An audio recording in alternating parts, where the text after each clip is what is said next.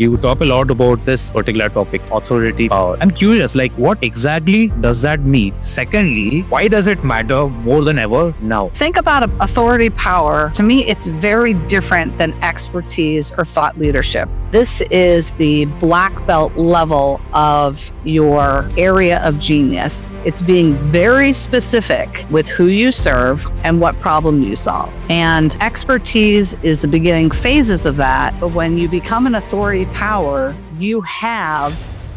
What's the biggest mistake people often make while trying to build their brand? That's a great question. So there's a couple of things that I have seen working with clients that they misstep in when they're trying to build their brand. The first thing is they don't have clarity, the problem they solve, and the transformative, disruptive solution they provide. They say, I'm faster, I'm cheaper. They use the ers, right? Competency. Competency doesn't cut it anymore. It can't be just okay. I have this analogy of storytelling. I have done multiple podcasts on storytelling and how to tell a proper story as well. But someone with your caliber must have different answers, must have new narratives. So I'm curious to know this as well. What's the difference between telling a story and telling the right story?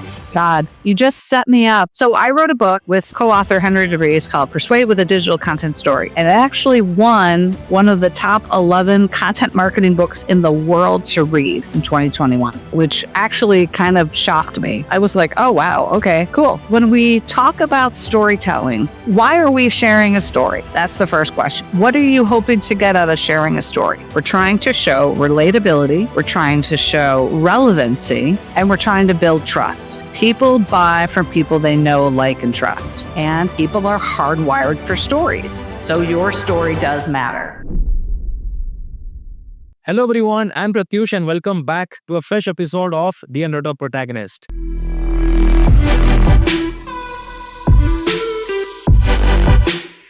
Today's guest has been called America's Digital Content Futurist, and for good reason. Lisa Apolinski is a 5-time author, Forbes-featured strategist, and the founder of Right. She has helped businesses generate $1.5 billion in new revenue by teaching them how to turn their content into a tool for trust, traction, and transformation.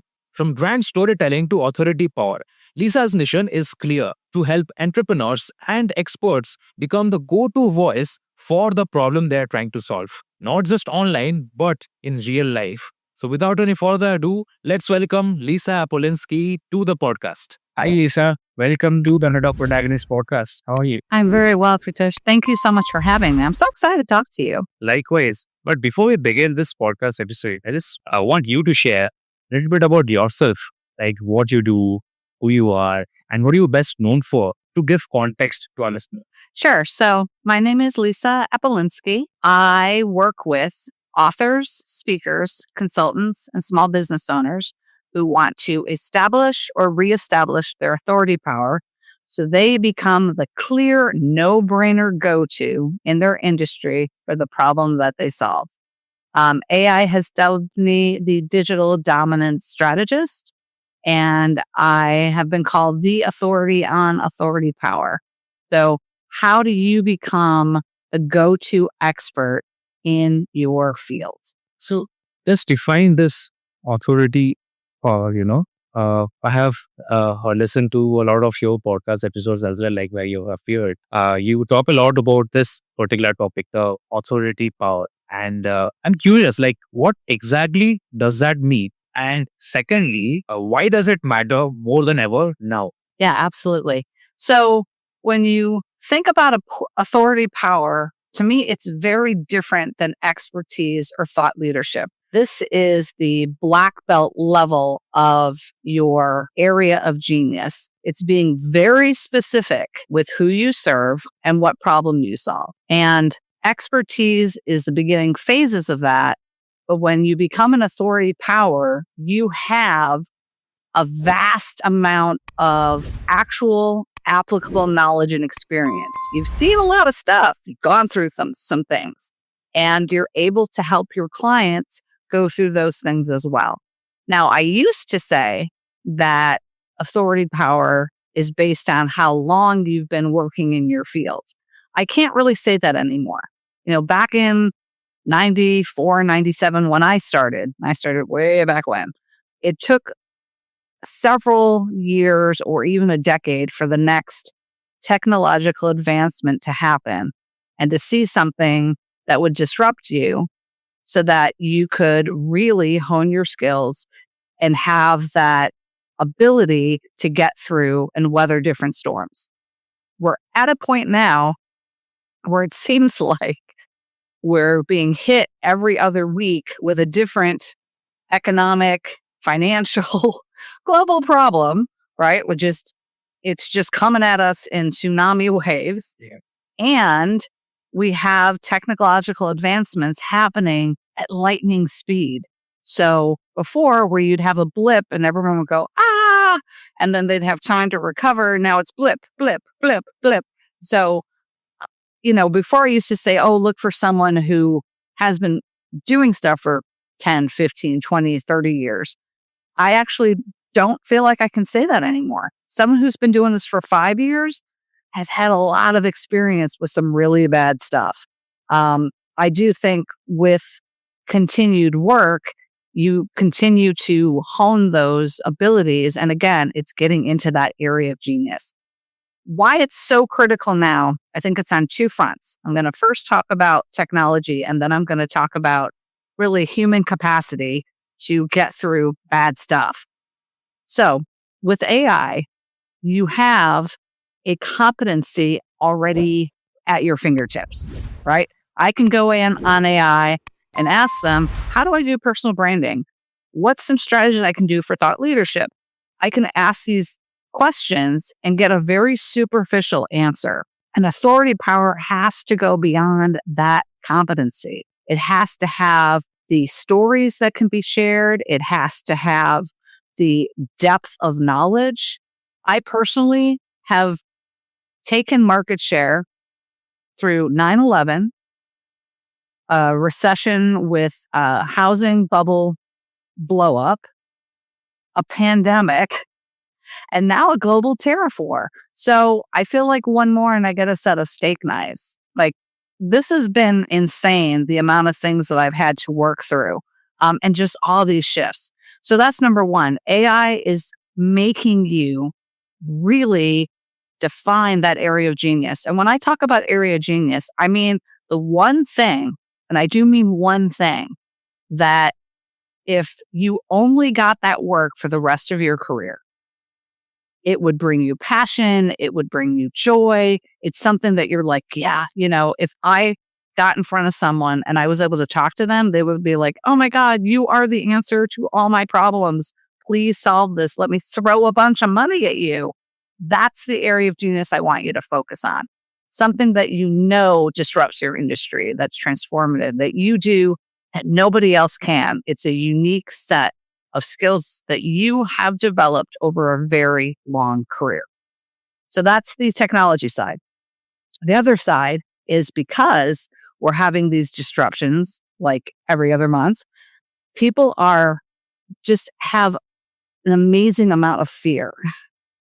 They are looking to reduce their risk when they choose someone to help them solve a problem. That was true earlier, but I feel like now it's just totally amplified. They believe that everyone is a charlatan, everyone is out to get them, take their money, and not solve their problem. And I encounter that a lot, that people are just afraid. They're afraid to make a decision because they feel like, I got one shot at this. And if I mess it up, that's going to be it. I'm out that money. I haven't solved the problem. I could go under. There's some really bad stuff happening. So by investing in your authority power and really showcasing that area of genius, you're helping to lower that risk level for your clients.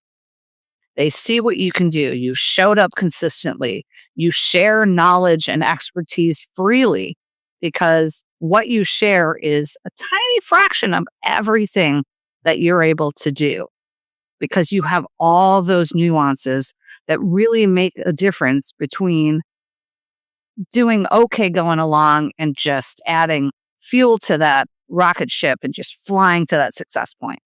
So helping them reduce that anxiety and that concern about risk, to me, is absolutely golden for your clients. I think the most powerful sentence in the English language is, I know a guy. My mission is to make you that guy. And think about that. If someone is like, oh my God, you have to use this person, like it's a no-brainer. This is the person you have to use, and you don't use them, they almost shame you, don't they? Like, what do you mean you didn't choose my guy? What? Why would you do that? No. No, cancel that contract. Use this guy. And that's what we want. We want that kind of momentum and power in our community and in our conversations. I mean, everyone wants to be that guy, but as you said, they lack that confidence. And in that anxious phase, they commit a lot of mistakes, And you, having worked with so many people over the years, you must know what's the biggest mistake people often make while trying to build their brand. Yeah, that's a great question. So there's a couple of things that I have seen working with clients that they misstep in when they're trying to build their brand. The first thing is they don't have clarity on the problem they solve and the transformative, disruptive solution they provide. They say, I'm faster, I'm cheaper. They use the ers, right? Which again goes back to my comment before that that's competency. Competency doesn't cut it anymore. It can't be just okay. You have to have something that's truly unique. And I believe that every single person does. They just haven't figured it out yet.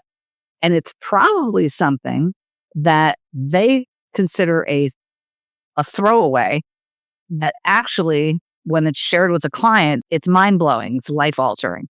I was working with a client who provides sales support and training, how to actually convert leads. And he threw something out. It was a one sentence, and he threw it out like it was nothing. And to me, it was the pivotal point of his entire process that made the difference and made him disruptive. It was actually something that he's just like, no, I just, like, everyone does that. No, nobody does that. And I've been doing this a long time. Nobody does it that way. That's unique. If you're not sure what that area is, talk to your clients, walk through your process, document it, and then talk to your clients, and they're going to go, have that outside perspective where it's like, oh, that's what I do differently. And you can talk about that one thing that is transformative. So that's the first thing. The second one is trying to offer everything to everybody. And I've done that. I started my agency in 2012. And when I started, I went the traditional route and I was a full service agency. I had 15 subcontractors, soup to nuts. I offered everything. And number one, it was very hard to compete against other agencies because they had the same services. And it's really hard to say, this is my area of genius when you offer 30 things. And I was bringing in a lot of revenue, but a lot of revenue was going out. I was making a lot of money for a lot of other people and not a lot of money for myself. And I was like, this seems wrong. And I was working 60, 70, 80 hours a week. And I had quit corporate America, Fortune 500, so I wouldn't have to work to that level. And I was like, okay, something's not right here. And that's when there were other things that happened too, but that's when I'm like, okay, this is absolutely the right thing to do. And I basically blew up my agency in 2023.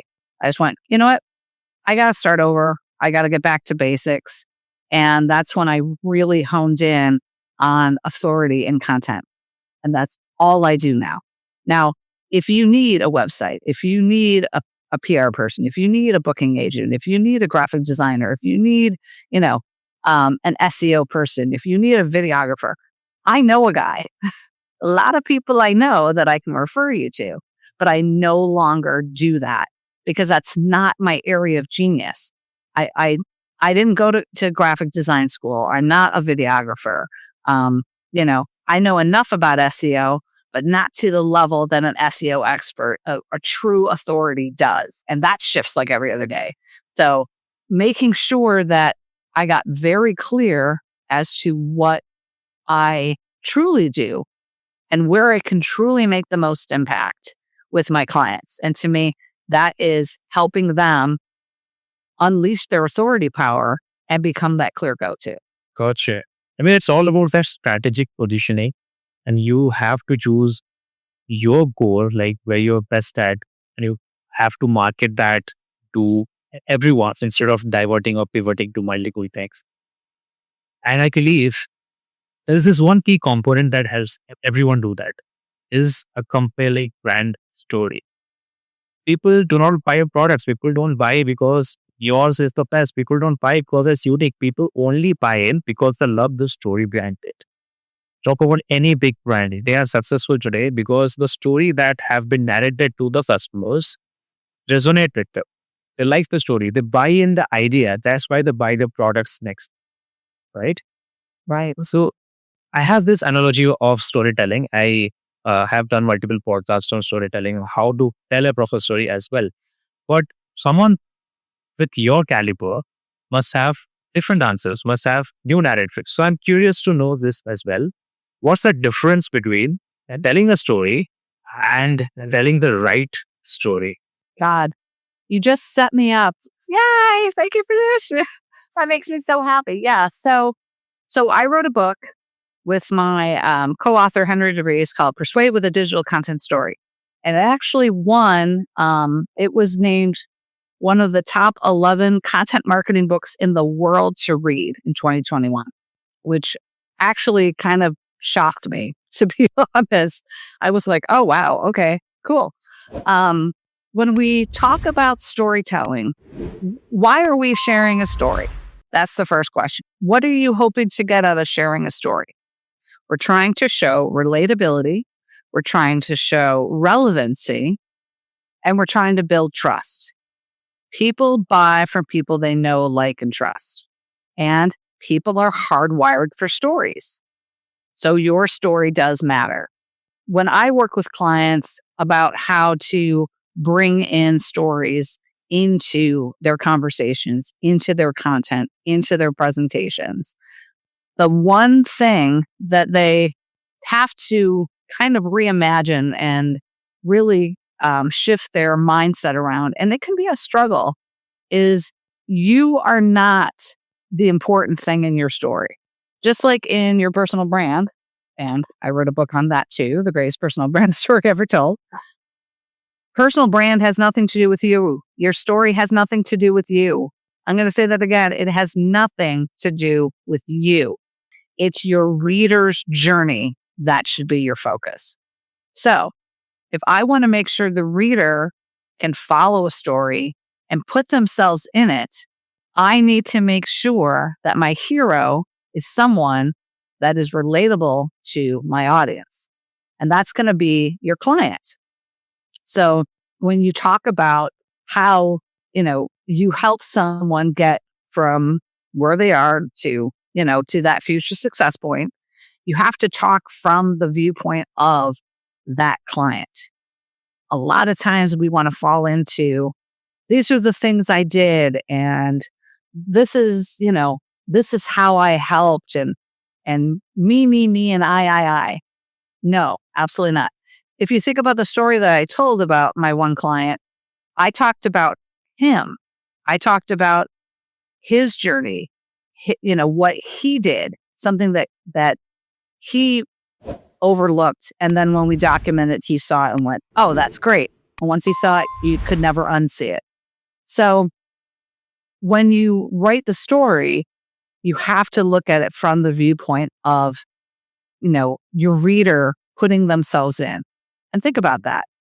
If you're talking about a client and their journey, the person goes, I have that problem. I want that solution. They lean in, they want to learn more, and they envision themselves working with you because you've just set up a narrative for them to do so. That's powerful to really connect on an emotional and human level and have someone go, yes, I can see hitting that future success point with you as my guide. And I do want to caveat this, and this might be unpopular, and I'm okay with that. And I'm writing my next book right now, Unleash Your Authority Power. And it's something I mentioned in the book as well. Your client has made it to this point without you. No offense. They've made it this far. They'll probably make it the rest of the way. What you're trying to help them do is to leapfrog to that success point so they don't have to make mistake, win. They're going right to the win. That's really what they're paying you for.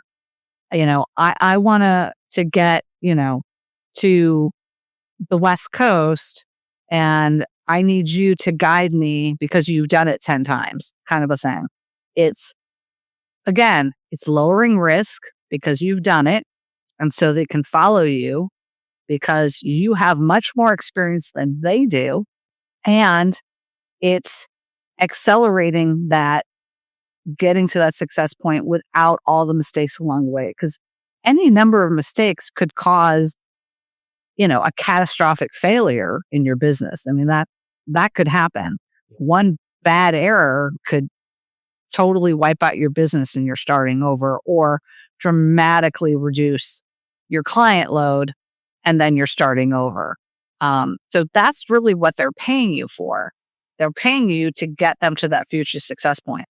And one thing that I like to do personally, because, I believe in teachable moments, is I actually teach what I practice every day. I teach the foundational elements of authority so that if they hit another snag, if they pivot, if they have to change their messaging slightly, they already have the tools in place and they just keep going. Like, I actually bake obsolescence into my practice because, again, I know you've made it this far without me.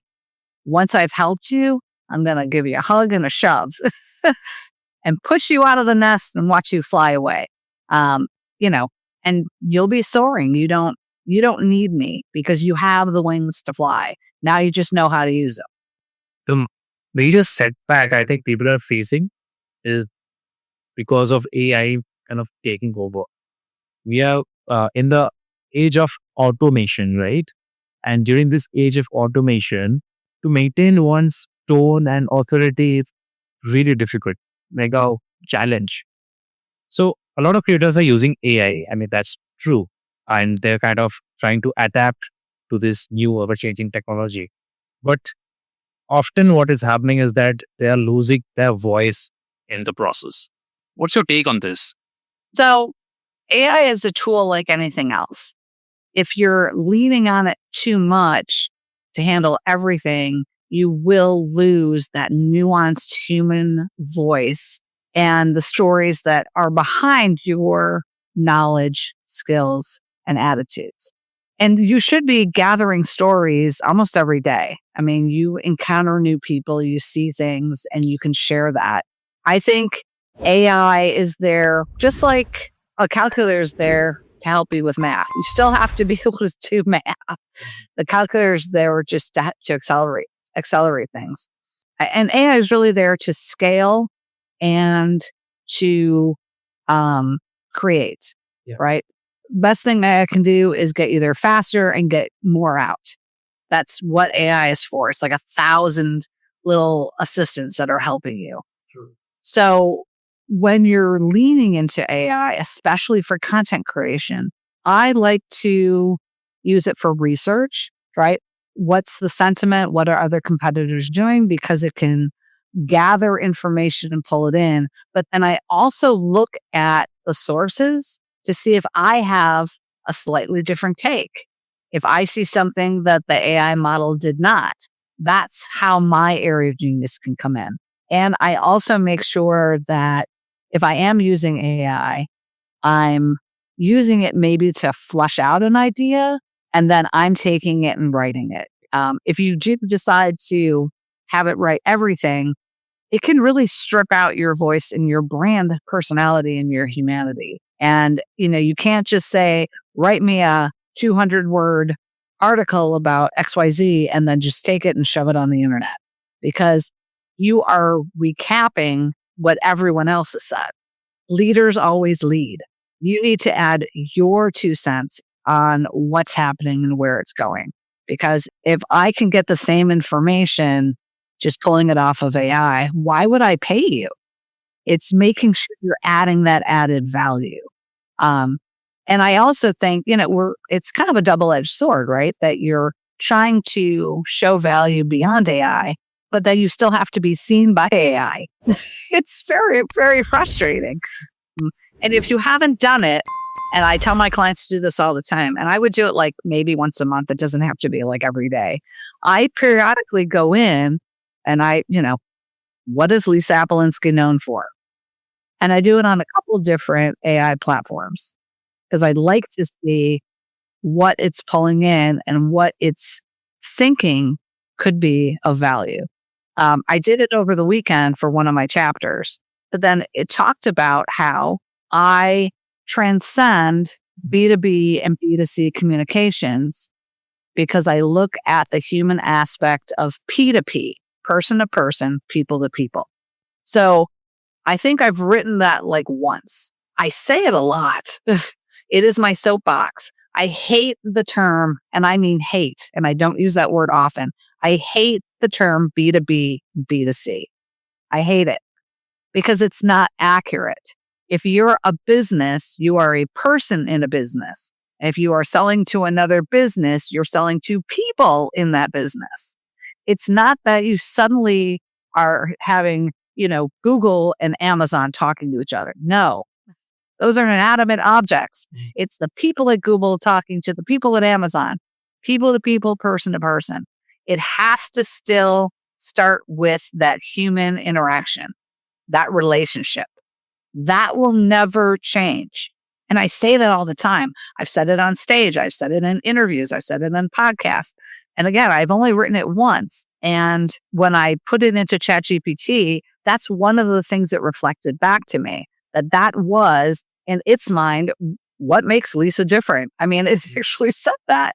And I was like, that's so interesting. To me, that's a pet peeve. But to the sentiment that AI is looking at, that's actually a transformative statement. And I'm like, oh, interesting. Maybe I should own that more. Maybe that should be part of what I write so that it's attributed to me. And I've heard other people repeat it to me. And I love being quoted back to myself. It's the funniest thing ever.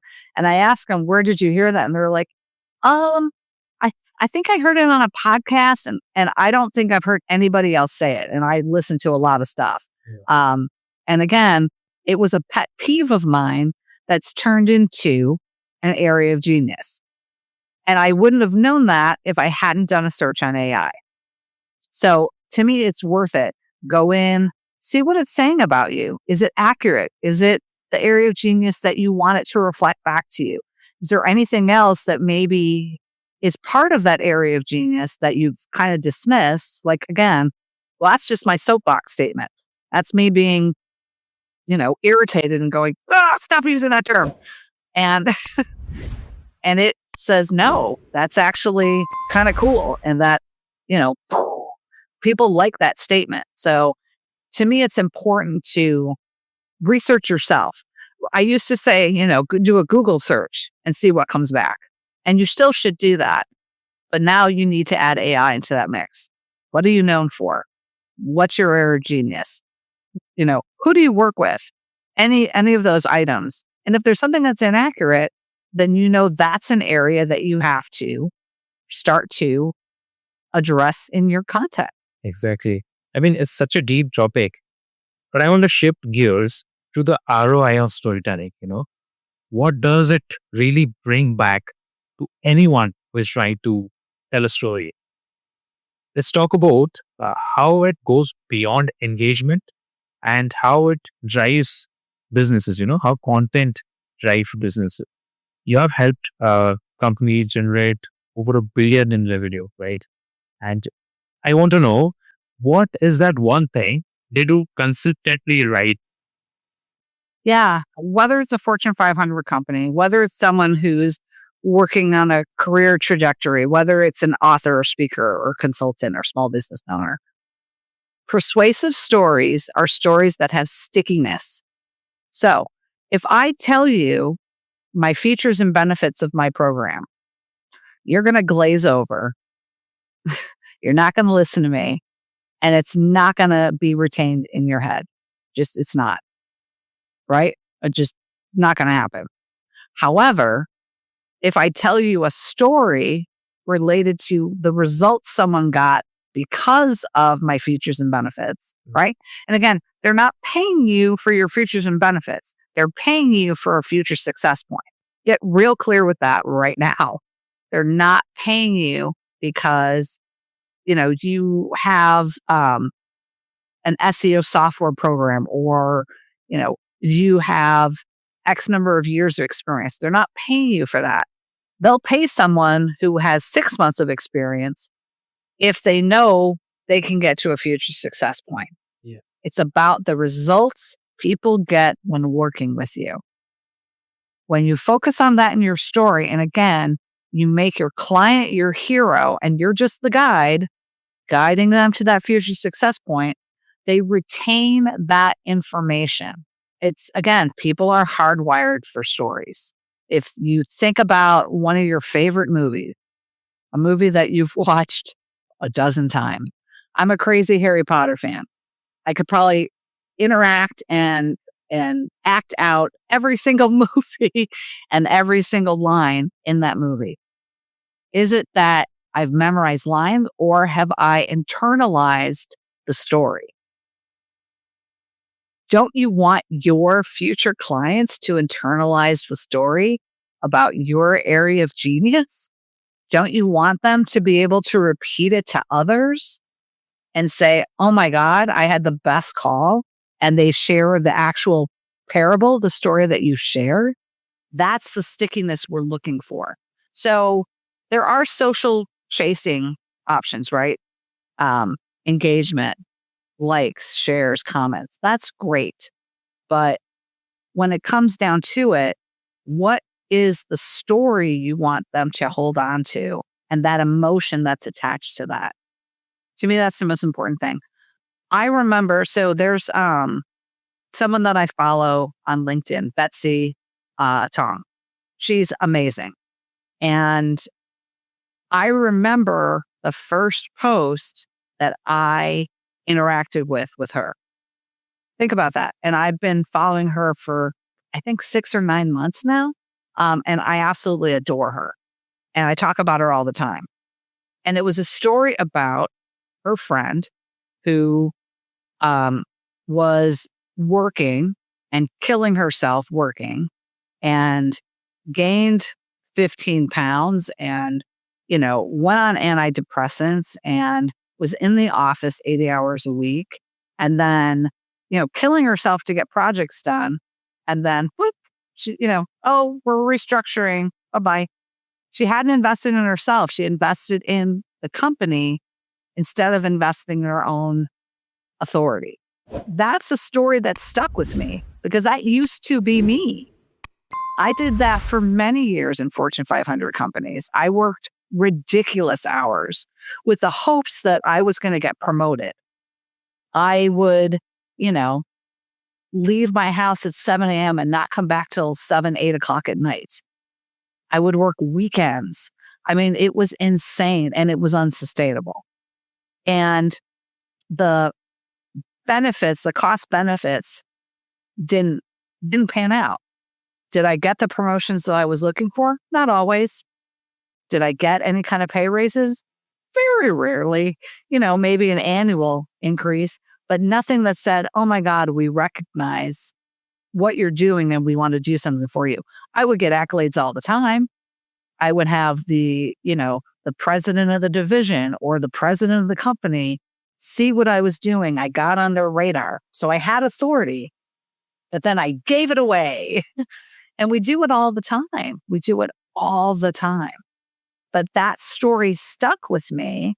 And I was like, yes, that's That's the conundrum, that we think that somehow if we work hard enough, we put in enough hours, somehow something will come to us, when it's really about owning our power, investing in ourselves, and knowing we're indispensable.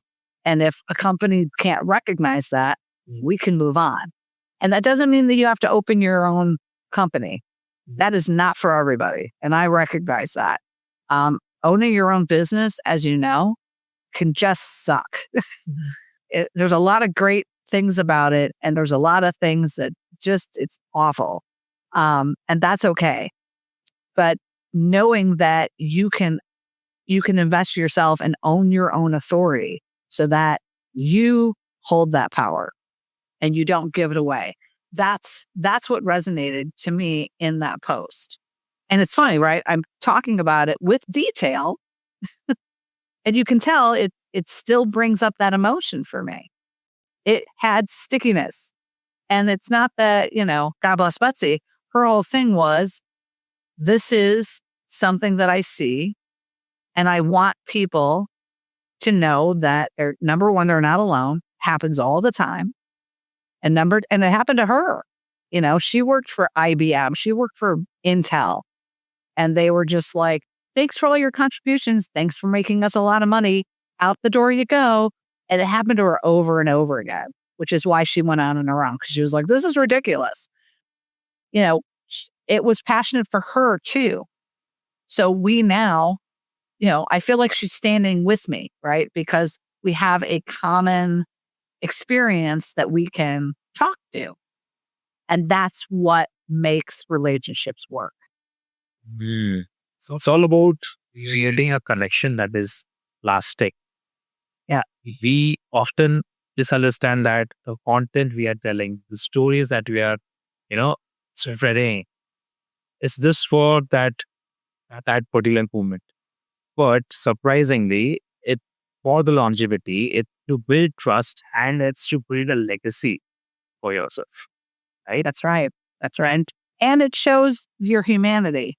I talk about, mistakes I make, because believe me, I've made plenty. I've taken on clients that I knew were not the right fit. I mean, I knew it from the first conversation we had. And then it was, 4 months of sheer torture. It was just awful. It was just not good at all. And knowing that it's okay to make mistakes.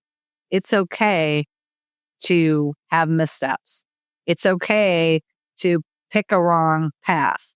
The beauty of what we do is we can go whoops-a-daisies and go, well, I'm going to go over here instead and pick this path. There's always something else that can be done. And my dad was a business owner. He ran a drugstore. And he always said, you can always make more money. And I believe that. No matter what happens to you, you still have an opportunity tomorrow to make more money. You have an opportunity tomorrow to make a difference. Tomorrow is a new day. Absolutely. I mean, the people who are building beyond the algorithm are the ones who win, and who are stuck in that hamster wheel of pleasing the algorithm and sticking with the platform are the ones who don't leave behind a legacy. And partly, I feel like the ones who are able to build a legacy are telling the same stories over and over so that it sticks more. Even though you have told it once, it doesn't mean that it's not worthy to be told or to be said out loud over and over, right? It's your story. It's who you are. And if at all there's a different person in front of you, your story does not change. It's what defines you really. Yep. And people want to see you show up in a consistent manner. Yeah. How you show up with your engagements on your social media of choice. Doesn't have to be LinkedIn. It could be Facebook, Insta, YouTube, whatever. How you show up in podcast interviews. How you show up if you write a book. How you show up on stage. How you show up with your clients. How you show up with live interviews. How you show up with radio interviews. I mean, it all can be consistent. And again, if you think about your favorite movie that you watch over and over, and you know what's coming, you know the storyline, you know exactly what's going to be said, and yet you still enjoy it because you've attached to it. Right. The same can be said, for me. My publisher has a story that he sells, and I could recite it, and I love hearing it. And, he's told it like a million times, and I'm okay with that. It's the same idea. That's the evergreen authority, and we are not chasing trends, we are setting authority. And during that process, we are also setting up legacy.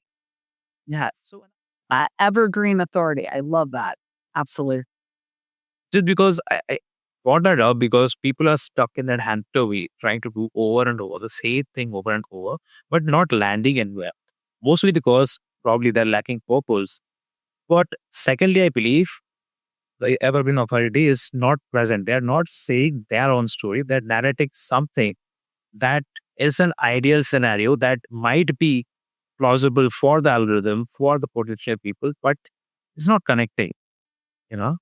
So, what's your advice for creating content with legacy? Because that's my take. I want to know what's your take on that. Yeah. So to create content that has legacy, I think it has to have genuine storytelling, and it has to consistently and constantly show up with knowledge that focuses on your area of genius. When I started back in 97, like 1,000 years ago, before the internet was even a thing, I want you to picture that. Like, internet wasn't a thing. Cell phones were not a thing. Yeah. Craziness. It would take that, the studies showed that it would take 4 to 7 touch points for someone to hear your message, internalize it, and act on it. Because that's what we want them to do. We want it to hear it, want them to take it in, and then we want them to do the call to action.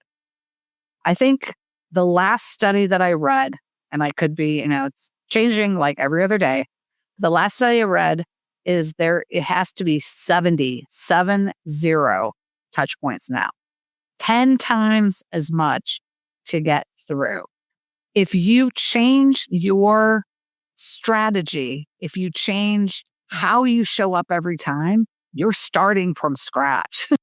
Think about the package for your Apple phone. I don't think the packaging design has changed in ever. I think it's the exact same packaging. Yeah. Steve Jobs decided it's going to be white. It's always going to be white. Why? Because it's consistent. Because it's what you expect. It's the brand experience you expect. If you suddenly change it, people are like, what is happening? What are you doing? Why are you changing this? I'm expecting it to be this. And people don't like change. They just don't.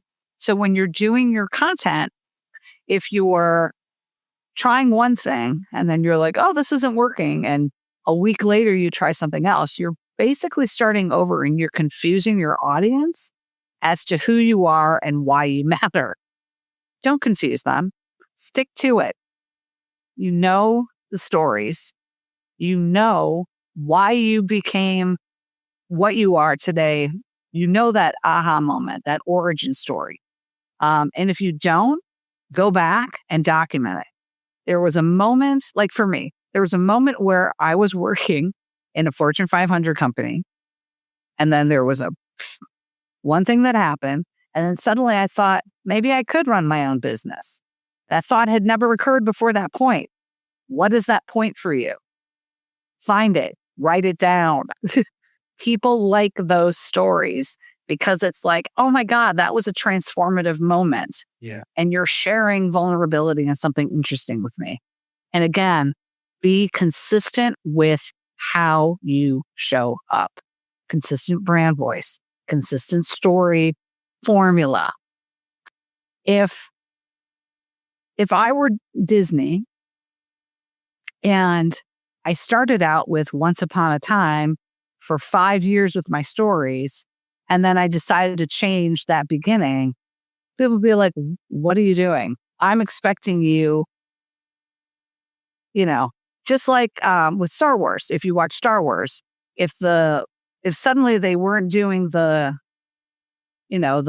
big start with the music and the logo and then the storyline going up and they changed it, you would be like, what are you doing? Why are you doing that? stay consistent, stay consistent, stay consistent. And as people interact with you over time, they'll know who you are, they'll internalize who you are, and they'll have started to build a relationship with you without you even being in the room. And that to me is the most important thing. Let's think back for a second. Think you mentioned about earning referrals. Why we hit record? While we talking about this, authority.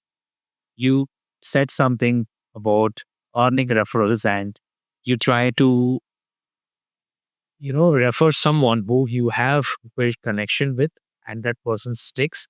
And someone does not choose the person, you're like, why? You know. So I want to know, for the listeners of that, I think it will be very, very much beneficial, that how do you craft a brand that earns referrals, not just followers? Because we are living in a social media world, right? Everything is social. And every new update goes there. Every new life story goes there. Every new failure kind of goes there. So it's very easy to fake something. It's very easy to not be genuine. And it's very easy to not be recommended as well. So during this era, how do you create a brand, or how do you craft a brand that earns these referrals, like you have mentioned earlier? Yeah, absolutely. So to me, the most important thing, if you want to get a referral, is you show up, you complete something in the way that it needs to be completed. And if something happens, you communicate early and often. People are okay if something goes off the rails if you let them know ahead of time. If you're not managing their expectation of how the experience is going to be, then they feel like you're hiding something, and they don't have that trust factor with you. It all goes down to trust. I will give you a story. I had a videographer that I have worked with for 15 years. Always said, and I actually had a client said, because I said, if you're going to do these videos, this is the person you use. If you use anybody else, I will not work with them. That's how much I believed in this videographer. And when he worked with the videographer, he said, I thought you were being a little elitist. You were being a little ridiculous. And then I worked with them, and I said, oh my God, she's absolutely right. I can see why she's like, no, if you're not working with them, sorry, I don't want to be involved. I'm not going to help with the script. I'm going to refuse work if you don't work with them. And I'd worked with him for 15 years. And then I had a last minute request, and they were looking at a quote and providing information. And 5 days before we were set to meet, I was calling in favors to get places to do the videos, working on the script. He sent me an email and said, sorry, I'm not comfortable working with this client, and we're not going to be doing the work. Good luck. Why was that? Lev never really understood why. I actually called him, never got a really good answer as to why he was like, nope, not interested. And there were several things that bothered me about it. Number one, he didn't call me and have a conversation. We had worked together for 15 years. I had referred hundreds of thousands of dollars to him, and I never got any kind of referral fee. I never get a referral fee. If you're a good vendor, I will send work your way, and that's it. Because I want my client to always have the best, full stop. So didn't get a call, just got an email. Didn't help me to find another videographer. Just went, good luck to you. And then when I called, I had to, I was calling him, I texted him, and I had to almost force him to get on the phone. And then I didn't get an answer. It was just, meh. I don't have a good feeling. I don't want to be involved. So I've put my reputation on the line for you. You're giving me almost no notice. And now we have to figure out a plan B. And my client was flying across the country to do this. And I thought, geez, if you don't have my back and you're not here to work with me and you're okay to just pull the rug out, why would I ever refer work to you again? In that one moment, the way it was handled, and I'm not saying you can't say, I don't want to work with this client, but there's a way to do it. This was not the way in my mind. This was a transactional relationship. He treated me like it was a transactional relationship, not a relationship that had been forged over decades. And I felt really insulted. And I was like, okay, I'm never going to refer work to you again because I can't trust you now, right? I can't trust that you're going to actually do what you say that you've agreed to.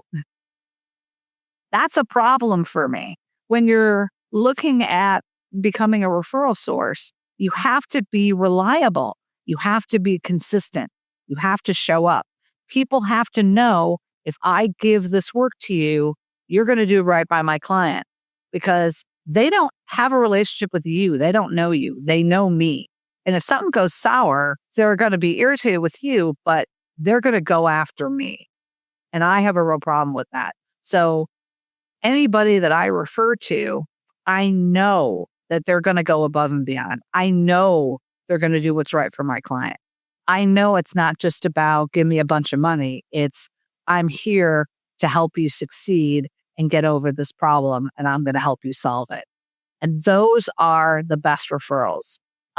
You're setting that referral source up for success because now they're the hero because they recognized there was a problem, knew it wasn't in their wheelhouse, but got you the best source to solve it. So to me, it's not about like, how's this communication strategy? And no, your work should speak for your level of commitment, and it always will. So whether it's a client that's saying, yes, you should work with this person, or a vendor that's saying, I can't do this, but absolutely work this individual, having integrity and showing up where you're doing the work wholly, completely, the way it needs to be done in a manner that's ethical and professional. And that if anything is going to go wrong, you communicate early and often so that the expectation is managed, you will get referrals every single time. And like you said, sadly, there's a lot of bad actors out there, right? That don't have the skill set, that don't know what they're doing, that make some bad choices. I mean, I was very shocked that this vendor made that choice. And again, I'm not saying that he wasn't right or in a position to say, I'm not comfortable taking this work on, but there was a manner in which to communicate that and to work with me to solve the problem. And it was not my problem, not my monkey, not my circus. Good luck to you. And that left a really bad taste in my mouth. And I am still in the mindset that, I haven't found the right vendor yet. I'm still looking, to be able to refer other people for a videographer. But unfortunately, that was my go-to. And at this point, I'm like, yeah, if I can't trust you're going to show up for me and my client, how do I know that you're going to show up for anybody else? That's a problem. And he wiped out 15 years in a matter of minutes. Think about that. Minutes. Not cool. It's all about that, way of conversation or way of positioning yourself as well. I mean, if you want to build a relationship that lasts, you have to be on your toes all the time. You don't speak something right away. Take a minute, think about it. Is it a correct statement that is coming out of your mouth, or is it on the heat of the moment? If you do something because it makes your comfort level the best, again, I believe in showing up and being of service. Leaders also are of service. They always put their audience, their clients above their own. And he chose his comfort over helping me with mine. I mean, if you take accountability there, I mean, both parties are happy, right? You'll keep on getting those levels, and you'll have more work on your hands. But is that interaction, that one particular interaction went bad, no more work for that guy, right? It's such an exciting conversation. I want to go on and on talking with it, but sadly, we are short on time. It's done. And we have to, shift our conversation to some other day. I'll look forward to that as well.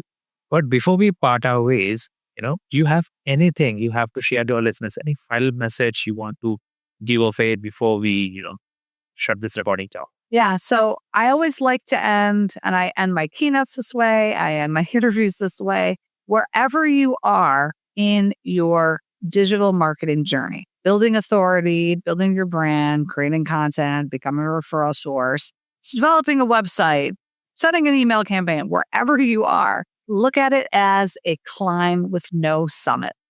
Wherever you are, you still have 100% to go. So just keep going.